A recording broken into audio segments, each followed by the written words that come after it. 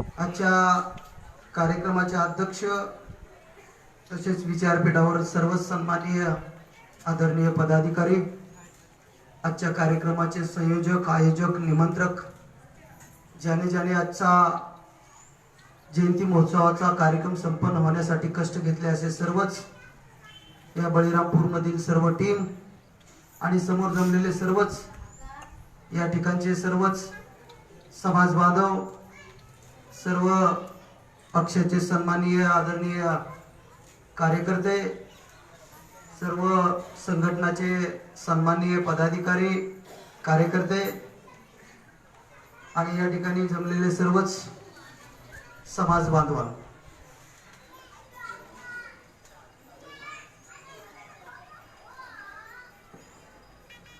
वेळ तशी भरपूर झालेली आहे. साधारणतः 11-12 वाजता सुरुवात होणारा कार्यक्रम जवळजवळ 4:30-5 वाजायला लागलेले आहेत. या ठिकाणी मिरवणुकीचा प्रोग्राम आपल्याला सुरुवात करायचा आहे.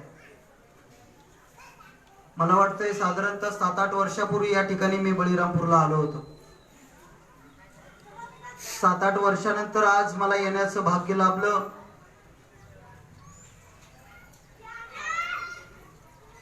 गावातल्या अडीअडचणी, जयंतीचा महिना आहे, सर्व गावातील प्रोग्राम ऍडजस्ट करत येण्यासाठीचा वेळ झाला. येत असताना बऱ्याच अडचणी आल्या.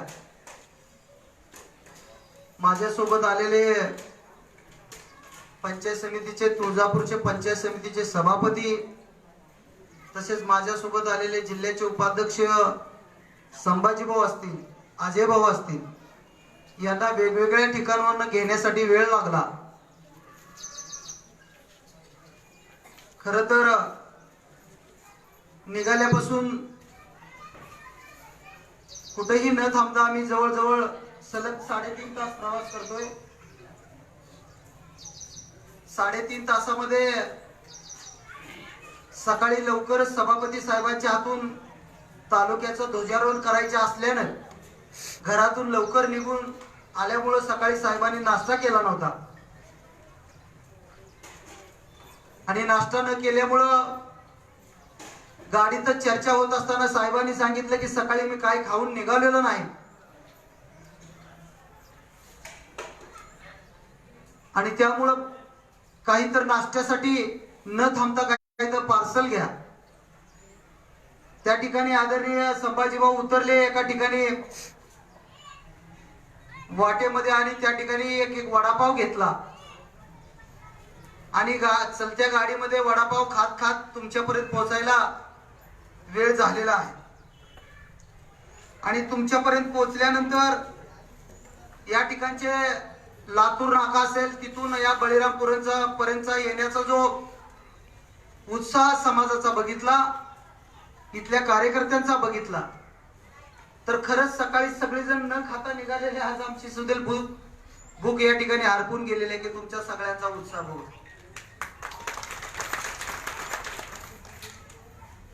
आता बऱ्याच वक्त्यांनी सांगितलं, डोंपले साहेबांनी सांगितलं, मला प्रदीप भाऊंनी सांगितलं, आपले मराठवाड्याचे युवक अध्यक्षांनी सांगितलं की इतिहासकारी नगरी आहे बळीरामपूर. नांदेड जिल्ह्यातच नव्हे तर महाराष्ट्रामध्ये मात्र समाज हा बळीरामपूरचा अनुकरण करतो.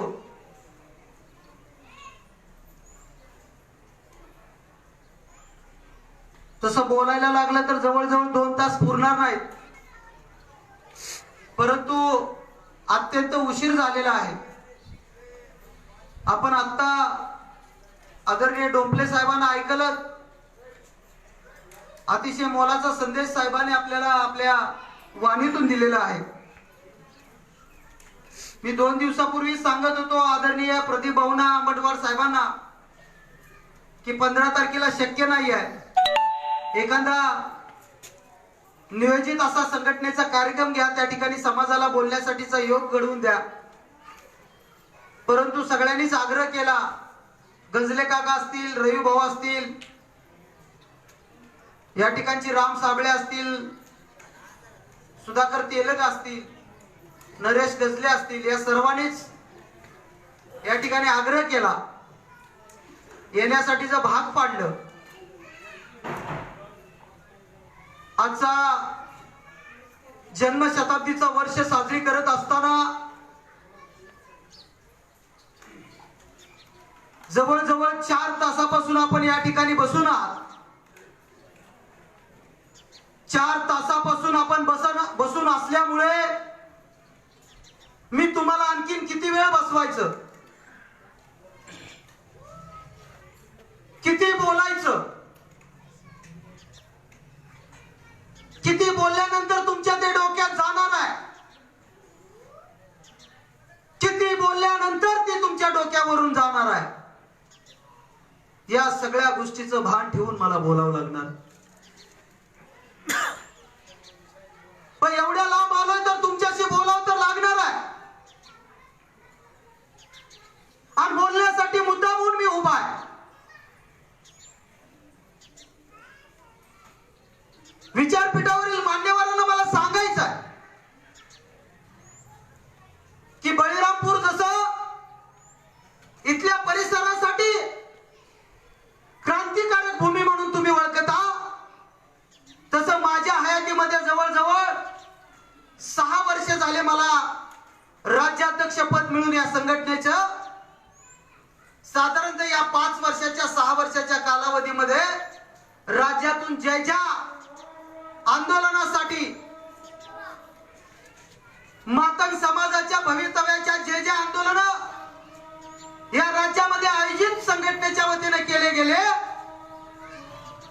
त्या आंदोलनासाठी या ठिकाणच्या सर्वात जास्त महिलांची उपस्थिती आज तगायत लागलेली आहे. या ठिकाणच्या पुरुषांची उपस्थिती आज ठिकाणी या ठिकाणी आजपर्यंत लाभलेली आहे. मग 2014चा मला मुद्दा होऊन या ठिकाणी कालावधी सांगावासा वाटतो. मातंग समाजाच्या इतिहासात पहिल्यांदा या मातंग समाजाच्या राज्यातील दुखण्यावरती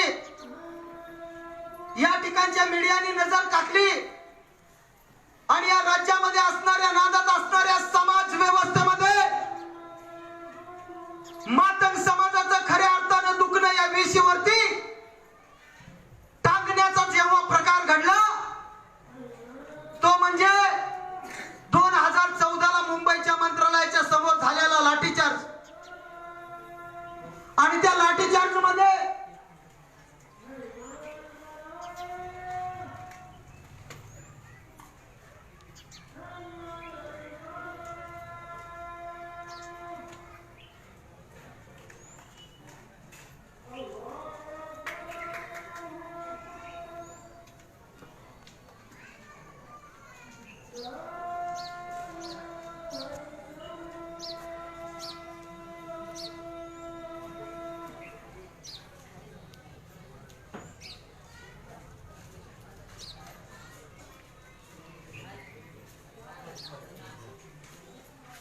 आणि त्या लाठीचार्ज मध्ये सर्वात जास्त या नांदेड विभागातील महिला, पुरुष माझ्यासोबत होते. आणि त्या ठिकाणी लाठीचार्ज चालू झाला. मला त्या ठिकाणी लाठीचार्ज मध्ये मार लागत असताना या ठिकाणच्या काही भगिनी त्यावेळेस माझ्या अंगावरती पडल्या. वयाचं भान नाही, ताकदीचा विचार नाही, काय व्हायला लागलं याचा विचार नाही, परंतु समाजासाठी त्या ठिकाणी गेलोय. आम्ही मागायला लागलेलो चूक नाही. आणि आम्ही मागत असताना आमचा हक्क आम्हाला का काट्यात देता तुम्ही, म्हणून ह्या सगळ्या भगिनी त्या आंदोलनामध्ये मोठ्या ताकदीनं माझ्या पाठीशी उभा राहिल्या. आणि त्या काळामध्ये मला वाटतं कित्येक या माझ्या आया बहिणींना मार लागला आणि कित्येक जणांना जखमा झाल्या. सुधाकर तेलंगाच्या घरच्यांच्या असू द्या, डोंपले ताई असू द्या, मला बऱ्याच जणांचे नावं माहित नाहीत, परंतु कित्येक जणांना मारहाण लागला होता. जवळजवळ सभापती साहेब 38 बायकांना ऍडमिट त्या जे रुग्णालयामध्ये मुंबईला करण्यात आलं होतं. एवढा इतिहासकारी हा विभाग, आणि त्या विभागामध्ये जवळजवळ 6 वर्षानंतर मला तुमच्यामध्ये बोलण्याचा योग येतोय. मी स्वतःला खरंच भाग्यवान समजतो. कारण खऱ्या अर्थानं तो दिवस एवढा महत्वाचा होता, तो दिवस तुमच्या साक्षीने एवढा महत्वाचा घडला. खऱ्या अर्थानं राज्यामध्ये जवळजवळ या समाज व्यवस्थेमध्ये 3 दिवस आणि 2 रात्र कुठल्याही चॅनलवरती फक्त आणि फक्त मातंग समाजाच्या मागण्याच्या संदर्भात, मातंग समाजाच्या जिव्हाळ्याच्या प्रश्नावरतीच फक्त मुलाखती चालू होत्या आणि मीडिया त्याच्यावरतीच फक्त आकलन करत होतं राज्यभर. त्यावेळेस आघाडीचं सरकार होतं.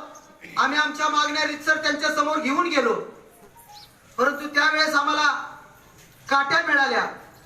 नंतरच्या काळामध्ये आपण बघितलं की मांगाचा श्राप कसा लागला.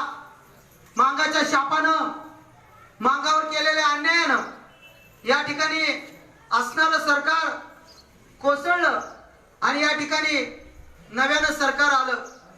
या ठिकाणी त्यावेळेस विरोधी पक्षात असणाऱ्या, आत्ताच्या सरकार पक्षात असणाऱ्या नेत्यांनी त्यावेळेस बोलले की मातंग समाज त्यांचा हक्क मागायला आलाय, तुम्ही त्यांना हक्क द्यायचं सोडून काट्या देताय, लाट्या देताय. त्यावेळेस मोठ्या मोठ्या बाता मारल्या. 4-5 वर्षाचं सरकार झालंय त्यांचं. आता मातंग समाजाच्या या प्रश्नाकडे बघायला वेळ नाहीये त्यांना देखील. म्हणून येणारा काळ आता तुमच्या माझ्यासाठी परीक्षेचा काळ आहे. मगाशी बोलता बोलता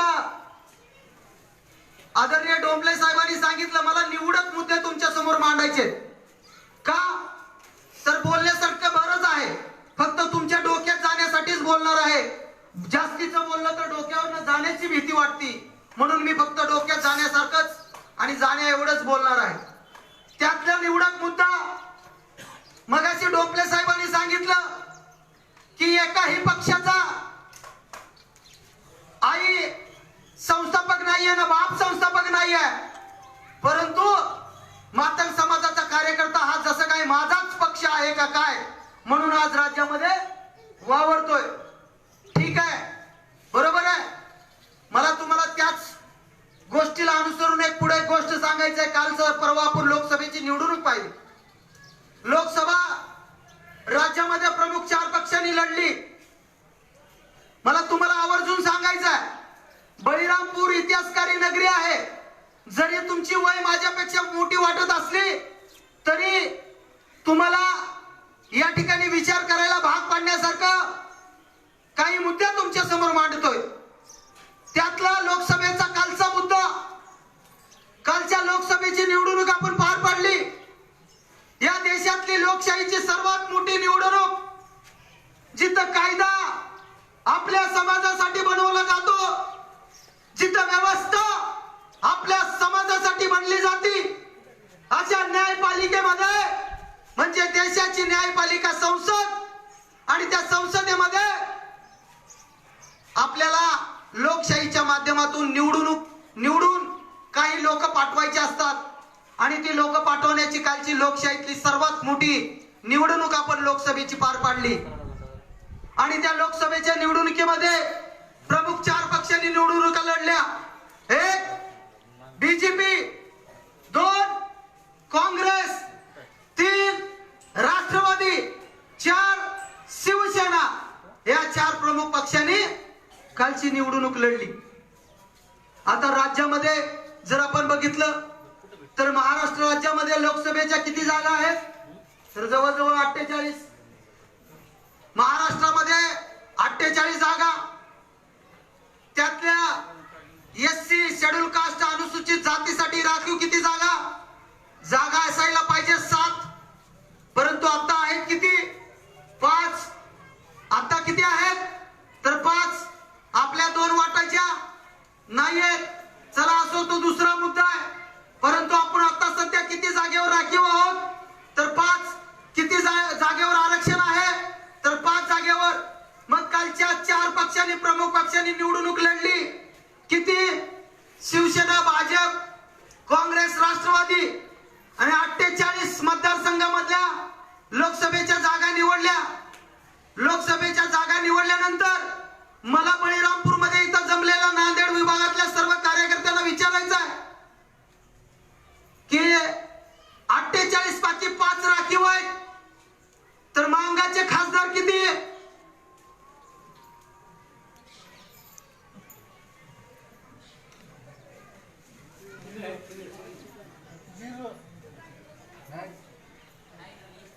मांगाचे खासदार किती?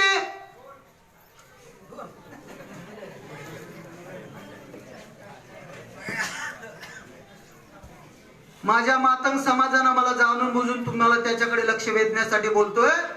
राज्यात 4 पक्षांनी निवडणुका लढल्या आणि तुम्ही बसलेल्या बाकी कुण्या पक्षाचा तुम्ही कार्यकर्ता असणार. तुम्ही कुठल्या ना कुठल्या पक्षाला मतदान करत असणार आहे, बरोबर आहे. 4 पक्षांनी निवडणूक लढली. 4 पक्षापैकी दलितातली सर्वात मोठी लोकसंख्या आपल्या बौद्ध बांधवाची, त्याच्यानंतरची 2 नंबरची राज्यातली अनुसूचित जातीतली लोकसंख्या कुणाची? तर मातंग समाजाची. मग मातंग समाजाचे खासदार किती? एकही नाही राज्यामध्ये मातंग समाजाचा खासदार. जागा किती? तर 5. कुणासाठी? अनुसूचित जाती जमातीसाठी, जातीसाठी, एससी शेड्यूल कास्टसाठी. लक्ष द्या, या ठिकाणी 4 पक्षांनी निवडणूक लढली. 48 पैकी 5 राखीव होत्या आणि त्या राखीव असणाऱ्या पैकी 5 जागेवरती मांगाला तिकीट दिलं गेलं नाही. मांगाचा खासदार एकही नाही. 2019 ची लोकसभा झाली, पाठीमागड जाऊन सांगतो 2014 ची लोकसभा झाली, पाठीमागडचा 47-48 महिन्याचा लोकसभेचा कार्यकाळ संपला आणि पाठीमागड 2014 ते 2019 या 5 वर्षामध्ये मांगाचे खासदार किती? पाठीमागडल्या 5 वर्षात मांगाचे खासदार किती? राज्यामध्ये 5 राखीव जागा आहेत. पाठीमागड बी ह्या 4 पक्षांनी निवडणूक लढली. त्यावेळेस फक्त मनसे सोबतीला होता काही निवडक जागेवरती. मग पाठीमागड 2014 ते 2019 या कालावधीत देखील एकही खासदार नाही. गेल्या 5 वर्षात एक खासदार नाही मांगाचा. या चालू 5 वर्षात आता एकही खासदार नाही. राज्यातली दलितातली सर्वात मोठी 2 नंबरची लोकसंख्या कोणाची? तर आपली. एकही खासदार नाही. चला पुढे जाऊन विधानसभा. कालची 2014 ची विधानसभा आपण बघितली. राज्यामध्ये 288 जागा विधानसभेच्या. 288 आमदार आपण महाराष्ट्र राज्यातून निवडून देतोय. आपण लोकसंख्येच्या प्रमाणात आरक्षणानुसार जर 13% आरक्षण आपल्याला लागू आहे अनुसूचित जातीसाठी, तर 288 ला सीट असायला पाहिजे 47. परंतु आता आहेत आपले 29. आता किती आहेत? 29 बाकी.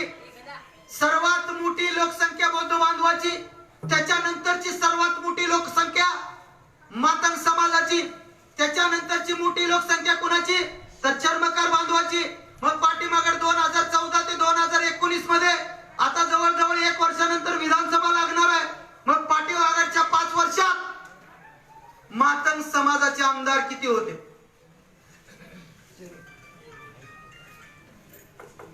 किती आहे? मातंग समाजाचे आमदार आहेत 3. किती आहेत? 2 नंबरची लोकसंख्या आपली. 1 नंबरची लोकसंख्या असणाऱ्या बौद्ध बांधवाचे आमदार आहेत 9. 3 नंबरची लोकसंख्या असणाऱ्या चर्मकार बांधवाचे आमदार आहेत 16. आणि एक खाटीक समाजाचा आहे, ती बीएससी मध्ये येते. बघा, ही 3, ही 16, ती 9 आणि ही 1 किती होते बघा, बेरीज करून होत्यात का 29. ही 29 अशा पद्धतीने आहे. मग खऱ्या अर्थानं मांग क्रांतिकारक राज्यामध्ये वावरणं चालू आहे का आपलं? या राज्यामध्ये खऱ्या अर्थानं मातंग समाजाला न्याय मिळतोय का? खऱ्या अर्थानं व्यवस्थित ट्रॅक वरती मातंग समाज आहे का? मातंग समाजाची वाटचाल संघटनेच्या चळवळीच्या माध्यमातून प्रगतीकडे आहे का अधोगतीकडे आहे? मग जयंत्या करण्याच्या पाठीमागचा उद्देश सफल होतोय का? अरे जयंत्या कशासाठी करायच्या ठरल्या होत्या? जगत विख्यात साहित्य सम्राट लोकशाहीर अण्णाभाऊ साठे 69 ला गेले. 75 पासून राज्यामध्ये अण्णाभाऊ साठेंच्या जयंत्या साजरी व्हायला लागल्या. 75 ला आपण घराच्या बाहेर निघून एक व्हायला लागलो. तर का?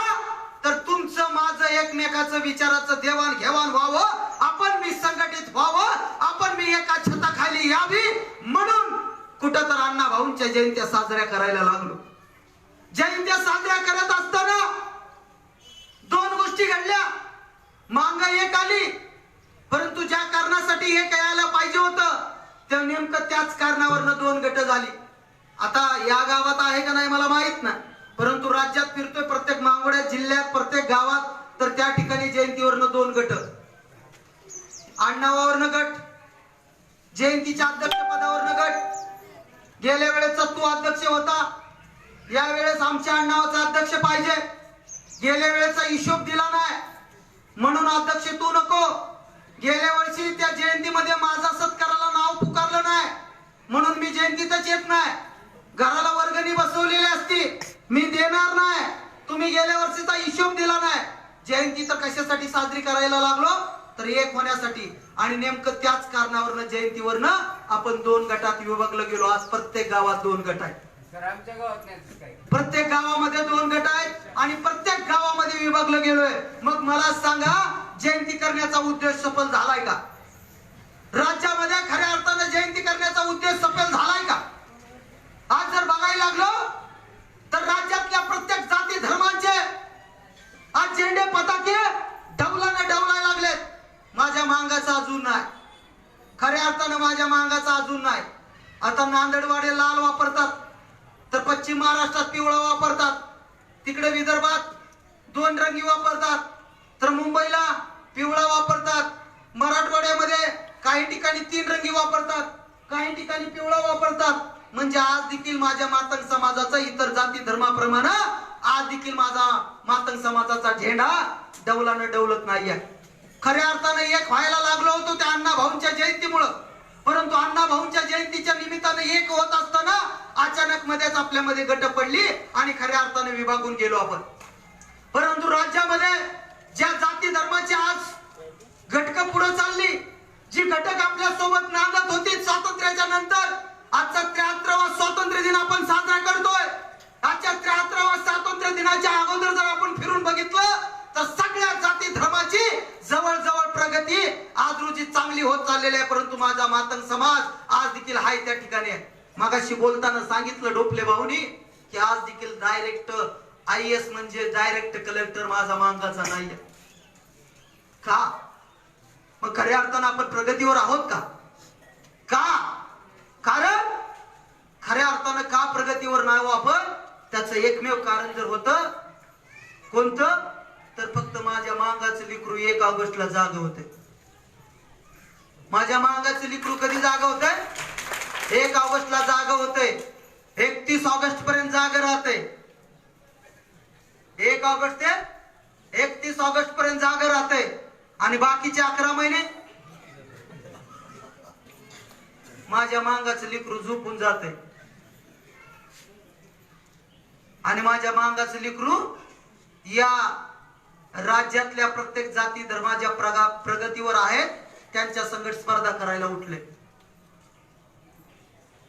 जी माझ्या मांगाचं लिकरू 1 ऑगस्टला जाग होतंय, 31 ऑगस्ट पर्यंत जाग राहतंय आणि 11 महिने झोप्या काढतंय, ती मांगाचं लिकरू 12 महिने 24 तास रात्र दिवस जी जाग राहतंय त्या चळवळीची स्पर्धा करायला लागले. कसं शक्य आहे? कसं शक्य आहे? शक्य आहे का? या राज्यामध्ये जी चळवळ आज राज्यामध्ये इतर घटकांची चालू आहे त्या चळवळीशी आपल्याशी निगडीत होऊ शकते का? आणि मला तर पुढे जाऊन सांगायचं ढोपले भाऊ, खऱ्या अर्थानं समाजाला बोलण्याचा आपल्याला अधिकारच नाही का? तर मला तुम्हाला आणखी एक उदाहरण सांगायचं आहे. कारण तुम्हाला जर कोण वाटोळं, तुमचं जर वाटोळं कोण केलं असेल तर खऱ्या अर्थानं मांग पुढाऱ्याने केलं. कारण तुम्हाला विभागून घेतलं ना. 4 कार्यकर्ते मांगाचे ह्याच्या मागत, 4 कार्यकर्ते त्याच्या पाठीमागत, 4 कार्यकर्ते ह्याच्या मागत. आता इथं सुद्धीला अनेक संघटना असतील नांदेडमध्ये आणि बरेच नेते असतील, बरोबर आहे? बरेच संघटना असतील आणि बरेच नेते असतील. मग 4 कार्यकर्ते त्याच्या पाठीमागत, 4 कार्यकर्ते ह्याच्या पाठीमागत, 4 कार्यकर्ते त्याच्या पाठीमागत. लायकी नसताना सुदेल नेतृत्व स्वीकारायचं आणि आपलं वाटोळं करून घ्यायचं. लायकी जरी नसली नेत्याची तरी नेत्याचं नेतृत्व स्वीकारायचं का? तर बोलबच्चन देऊन गेला, बडबड करून गेली, काय इकलं तिकलं थापा मारल्या, बाता मारल्या, परंतु कृतीत काय तर शून्य. कृतीत काय तर शून्य. आज मला सांगा, राज्यातले 1-2-3 उदाहरण सांगतो. विचारपीठावर अगदीच अभ्यासपूर्व मान्यवर आहे.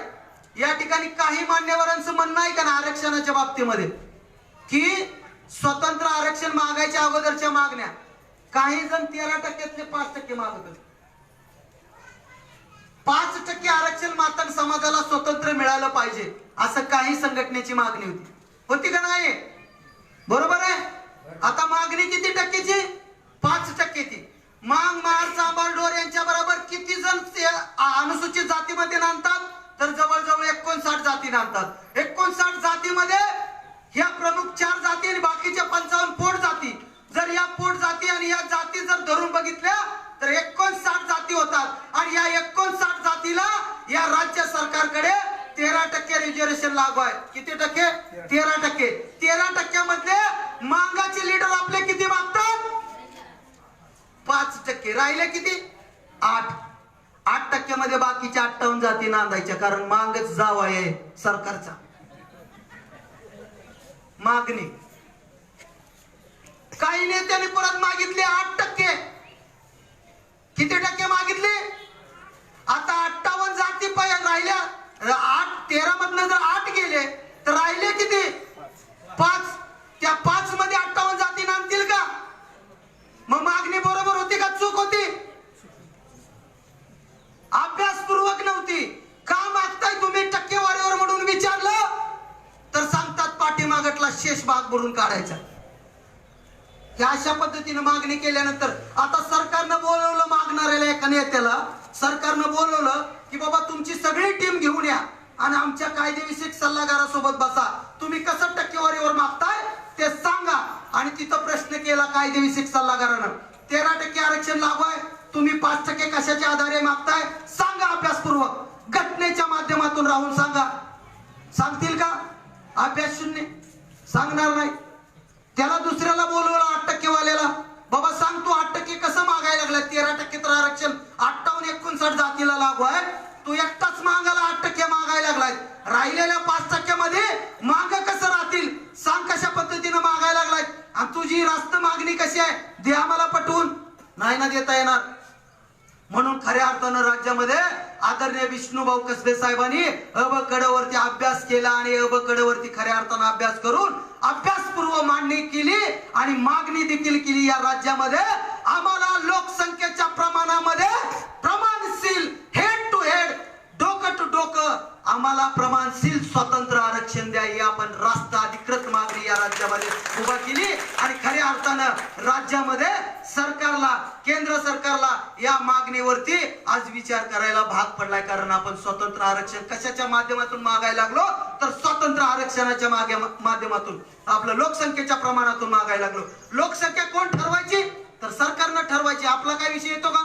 लोकसंख्या त्याने ठरवायची. आता लोकसंख्या जर त्याने डिक्लेअर केली आपली 40 लाख, उदाहरण सांगतोय, त्यानं जर डिक्लेअर केली, जाहीर केली की बाबा आपली 40 लाख आहे, तर तू बेरीज कर, तू वजाबाकी कर, तू गुणाकार कर, तू भागाकार कर आणि त्या 13% मधनं आमची स्वतंत्र वाटा जेवढा येतं तेवढा आम्हाला देऊन टाक. आमच्या त्या असणाऱ्या याच्यामध्ये मांग खांद्याला खांदा लावून भांडू अथवा न भांडू आमच्या पदरामध्ये ते पडून जाईल. आणि खऱ्या अर्थानं राज्यामध्ये मातंग समाजाला जे 72 वर्षाच्या खाली, इसवीसन पूर्वीच्या खाली मातंग समाजाचे राज्याचे जे दिवस होते, राज्य करायचे जे दिवस होते, ते खऱ्या अर्थानं पुढील दिवसामध्ये येतील. अशा पद्धतीची रास्त मागणी आदरणीय विष्णुभाऊ कसबे साहेबांनी या राज्यातल्या सरकार समोर, समाज व्यवस्थेसमोर, भांडवलदारांसमोर खऱ्या अर्थानं ठेवले. आणि खऱ्या अर्थानं मातंग समाजाच्या या जिव्हाळ्याच्या प्रश्नाकडे खऱ्या अर्थानं लक्ष वेधलं गेलं.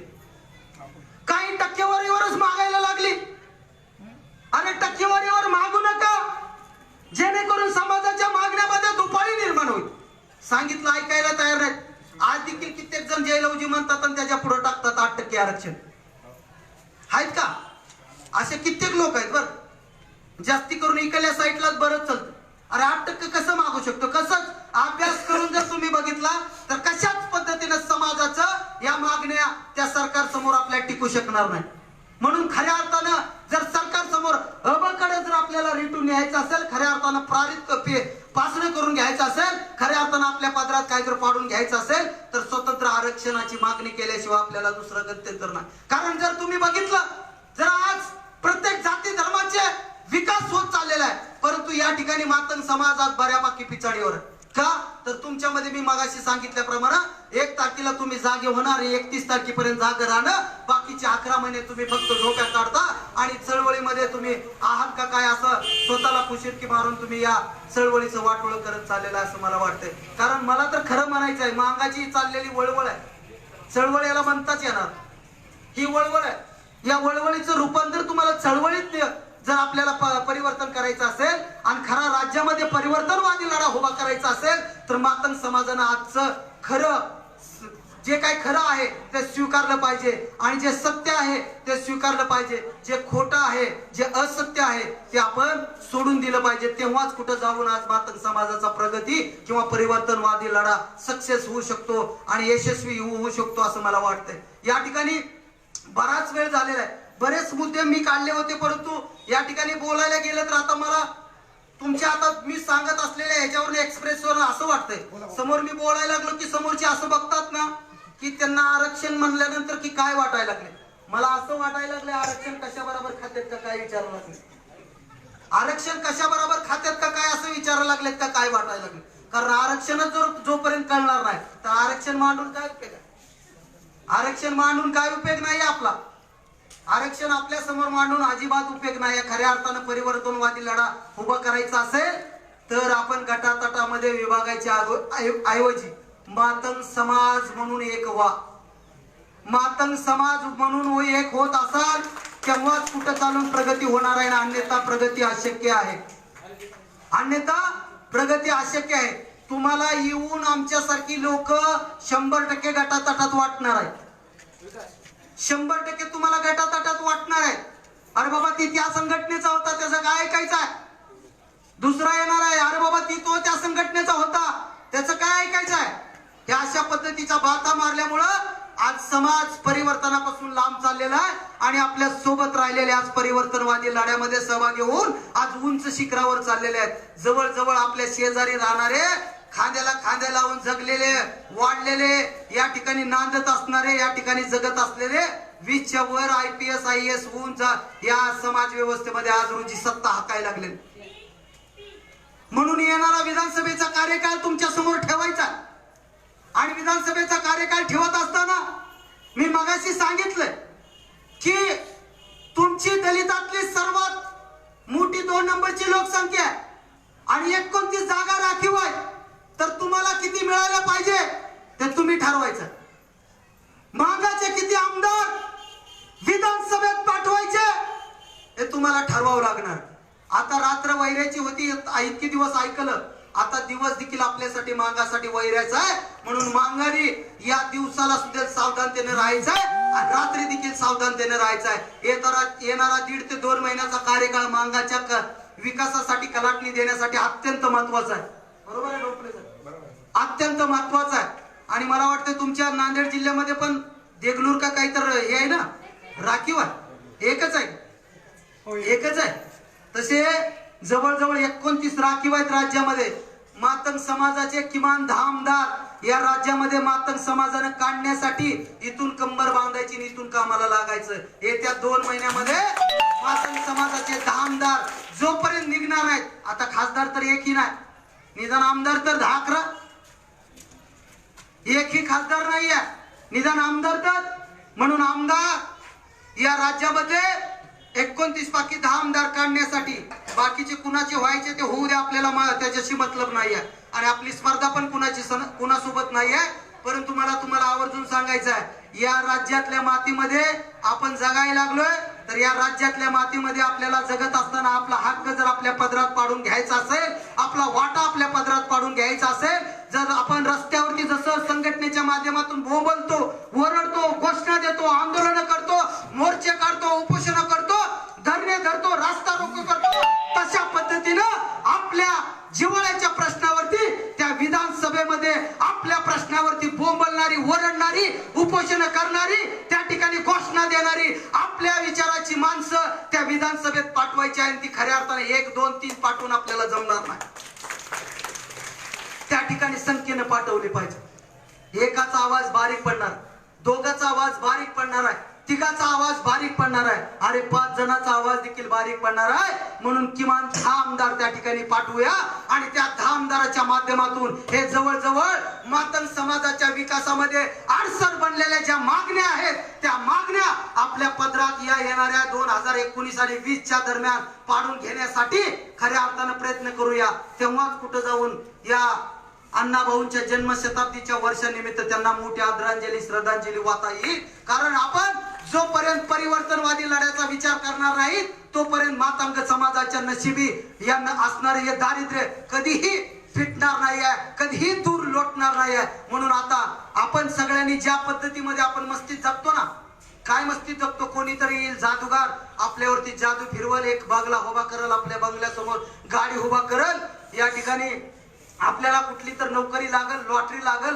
करोडो रुपये आपल्या खात्यावरती पडतील असं ज्यांना ज्यांना वाटतं त्यांनी या ब्रह्म निराशेमध्ये, ब्रह्म असलेल्या आशेमध्ये अजिबात राहू नये. कारण मातंग समाजाचा उद्धार जर कोणी करू शकेल तर फक्त तो मांग आहे. जर मांगाचा राज्यातला उद्धार कोण करू शकेल तर तो फक्त मांगच करू शकेल. आणि राज्यातल्या मांगाचं कोण वाटोळं करू शकेल तर तो फक्त मांगच करू शकतो. त्याचं उदाहरण तुम्हाला सांगतो, एक आरक्षणाच्या लढ्यावरलं, आणि या ठिकाणी थांबतोय. एक साधं उदाहरण, काल परवा एक 2 वर्षाखाली मराठा आरक्षणाचा मुद्दा राज्यामध्ये पेटला होता.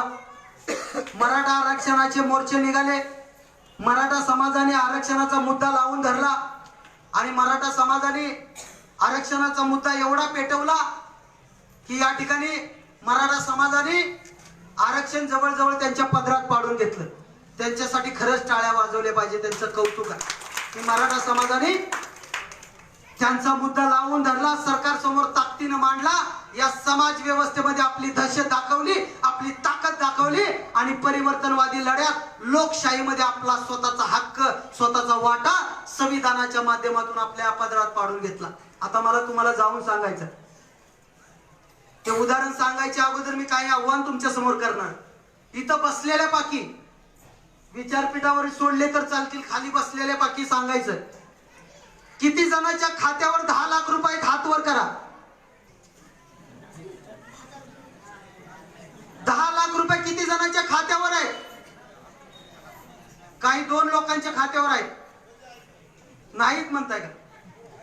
दोघांचे आहेत, बर, चांगली गोष्ट आहे. किती जणांची घरं 2 मजले आहेत आणि 5 लाखापासून पुढे आहेत?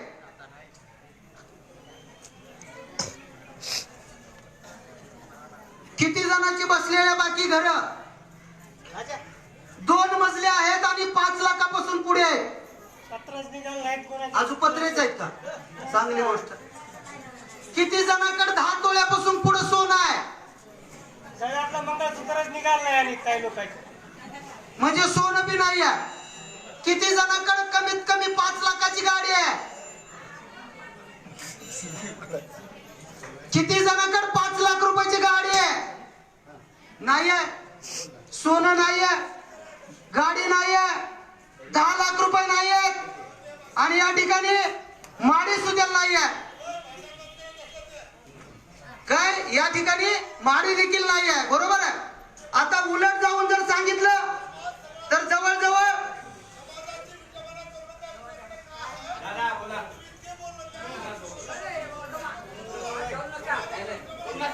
बोलतो तर या ठिकाणी मराठा समाजाचं उदाहरण, तिकडे लक्ष नका देऊ, माझ्याकडे लक्ष द्या. मराठा समाजाचं उदाहरण आपण बघितलं तर या ठिकाणी मराठा समाजाचे सर्वात जास्त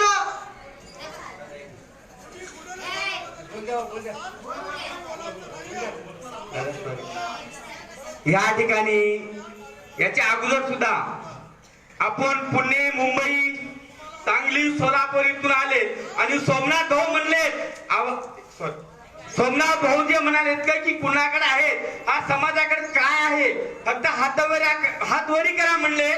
तुम्हाला विटंबना कोणी केली नाही. आणि विनंती करतो माननीय सुग्रीव दादा वाघमारे विनंती करतो तुमचे मनोगत जे आहे ते व्यक्त करू शकता. सॉरी.